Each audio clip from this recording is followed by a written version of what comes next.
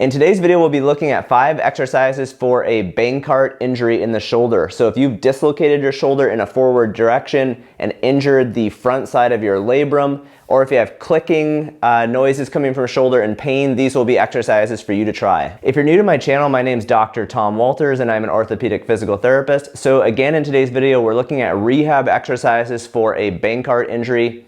A Bankart injury is one where the labrum of our shoulder, which is a ring of cartilage that goes around the socket and gives stability to the shoulder joint. It's where that labrum is torn or maybe just irritated and painful. In a lot of cases this happens when somebody dislocates their shoulder, especially if the ball pops forward out of the socket, which is the most common direction of dislocation.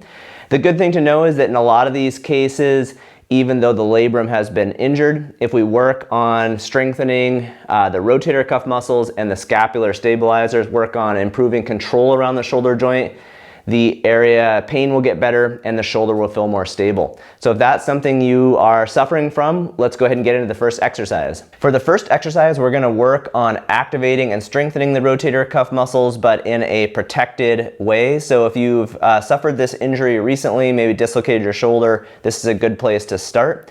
So this is called an external rotation isometric. You're gonna stand next to a wall, and what you're gonna do is have your arm at your side with your elbow at about 90 degrees, and you're gonna be pushing the back of your hand into the wall to create an external rotation force. So we're not gonna be creating the movement. This is an isometric, so we're squeezing the muscle. We're causing the muscles to contract, which are right back here on the back side of the shoulder blade.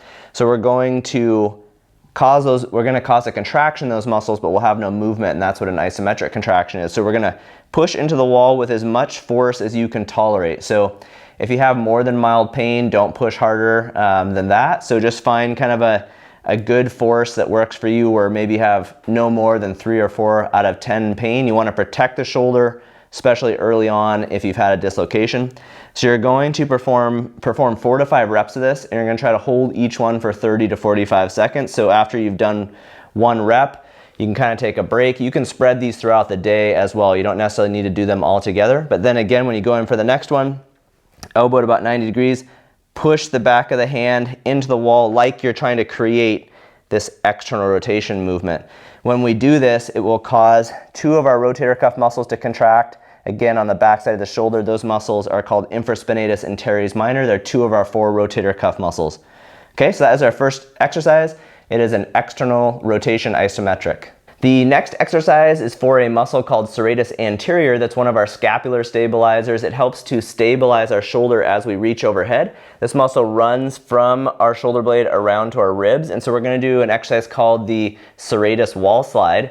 So you're gonna be next to the wall again. You're gonna put both arms at about shoulder level, and you've gotta figure out your spacing from the wall. Your feet are gonna be out just a little bit. And then what we're gonna do here is protract your shoulder blades. So you're thinking about kind of having your shoulder blades move forward around your rib cage. This is one of the actions of serratus anterior. So you're gonna protract your scapula, and then you're going to keep that position and slide your arms up the wall. So we're engaging the serratus anterior muscle while also reaching overhead. So this is just a nice way to start activating and strengthening serratus anterior, but also protecting the shoulder joint, especially if we've had a dislocation recently. So you're just gonna go up and down like that, keeping that pressure. You're thinking about pushing your forearms into the wall. So pushing into the wall and then sliding up to where a comfortable range of motion for you, and then back down to the starting position. Make sure you recheck, make sure you're holding that protraction position, and you're gonna think about 3 sets of 10 to 15 reps of this, just going up and down like that and keeping activity in that serratus anterior muscle. Okay, so that is our second exercise. Our third exercise is called side lying external rotation. Like the isometric against the wall, we're gonna work similar muscles, but now we're gonna be moving dynamically. When you're first starting this exercise, I would encourage you to do it without a dumbbell. Just use arm weight and kind of just figure out how you feel with the movement. Even just lifting your arm will start strengthening when you're in those acute stages of healing. You're gonna want a hand towel for this. You're gonna roll it up. So I'm gonna lie on my opposite side. So I'm pretending like my left arm is injured in all of these videos. So I'm gonna lie down on my right side. The towel roll will go in between my elbow and my side, and that just helps keep my shoulder in a neutral position throughout the movement. Now, what I'm going to do is start with my hand down by my stomach, kind of rest your head here, and then you're just going to go through dynamic external rotation. You can see here that because of how I'm positioned, gravity wants to pull my arm down, so those external rotator muscles have to work against gravity to lift my arm, which will create some degree of strengthening. So you're going to think about, for this exercise, going for 3 sets of 10 to 15 reps and going through as much range of motion as you can. If you hit a point where it hurts, that's okay, just stop there. Or if you get a feeling like your shoulder wants to dislocate, then just stop at that point, and as the area heals, you should feel more stable. Now, if you can do 15 reps with this, 3 sets, 15 reps, no problem, then you want to start adding a dumbbell. And it doesn't have to be real heavy. I've got 2.5 pounds here, usually somewhere between 1 pound to 5 pounds works well. And the same movement, we're just adding a little bit of external resistance. And again, thinking about our 3 sets of 10 to 15 repetitions. Like the wall isometric, this is going to strengthen primarily infraspinatus and teres minor, 2 of our posterior rotator cuff muscles that are extremely important in terms of giving stability to the shoulder joint. Okay, so that is our 3rd exercise. All right, our 4th exercise is called a quadruped weight shift. This is going to be our first closed chain exercise. So that means we're going to be putting our weight over our arm. Our hands will be fixed to the ground. So this is a great one for working on strength and stability around the shoulder joint, so causing lots of muscles to contract to provide us with joint stability. So what you're going to do, again, I'm pretending like my left side is the side that has this injury. I'm going to go up onto my hands and knees so that I've got force over all 4 limbs. And then what I'm going to do is just gently kind of set my shoulder blades. So think about full retraction, full protraction. I'm going to find a spot right in between. And then I'm going to kind of try to stabilize my shoulder joint right in that position. And then I'm going to slowly shift my weight over my injured side. So again, I'm thinking about my left side. It's okay to do it over both sides, but what you're really thinking about is that injured side, putting weight over that shoulder and just training all of those muscles around the shoulder joint to contract and hold the ball centered in the socket. So again, Bankart injuries are usually from shoulder dislocations where the ball shifts out of the socket and injures the labrum. So we want to incorporate exercises that teach our scapular muscles and shoulder muscles to hold the ball centered in the socket so that we stop putting stress on the injured labrum and so that we're less likely to have a labral tear again in the future.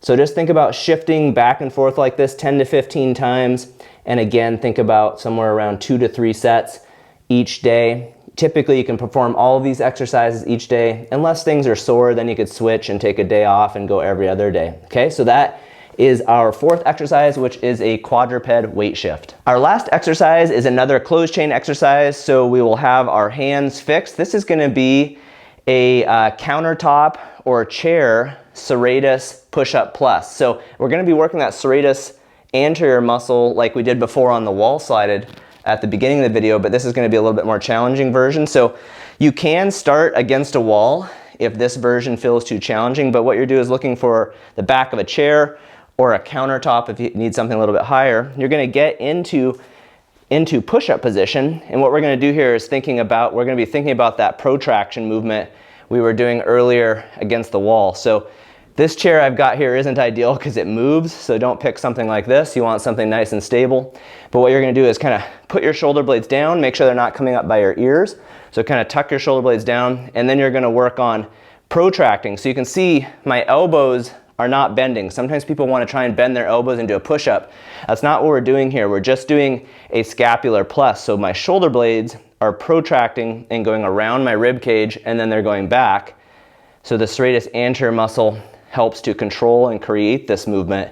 It's not coming from like my pecs or my triceps like in a traditional push-up. So I'm just going in and out like that. It does take a little bit of practice to learn this. Sometimes people have a hard time coordinating this movement at first, so don't give up. If you can't get it right away, you're just thinking about keeping your elbows straight and letting your shoulder blades slide around your rib cage. So protract and then control the eccentric into retraction.